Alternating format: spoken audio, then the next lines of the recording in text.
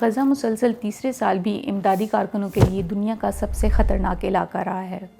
پچھلے ایک سال کے دوران صرف غزہ میں 186 امدادی کارکن اسرائیلی حملوں کی وجہ سے جان سے گئے ہیں، جبکہ امدادی کارکنوں پر حملوں کی تعداد میں اس سال سب سے زیادہ اضافہ دیکھا گیا ہے۔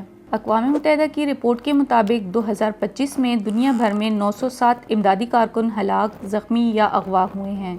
دنیا کے جن علاقوں میں امدادی کارکنوں کی جانیں گئی ہیں، ان میں غزہ پہلے نمبر پر ہے جہاں 186 کارکن مارے گئے، جبکہ دوسرے نمبر پر سوڈان ہے جہاں 71 ہلاکتیں ہوئی ہیں۔ ایک رپورٹ میں خبردار کیا ہے کہ سستے اور آسانی سے دستیاب مسلح ڈرونز کی بڑھتی ہوئی تعداد شہروں اور امدادی کارکنوں کے لیے بڑھتا ہوا خطرہ بن رہی ہے۔ اقوام متحدہ کی ایک رپورٹ کے مطابق صرف 3 سال میں 1000 سے زائد امدادی کارکن مارے جا چکے ہیں۔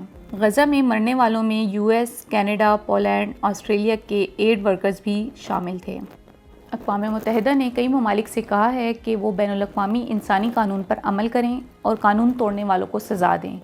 تو کیا اسرائیل کو ہزاروں لوگوں کی جانیں لینے پر سزا ہوگی؟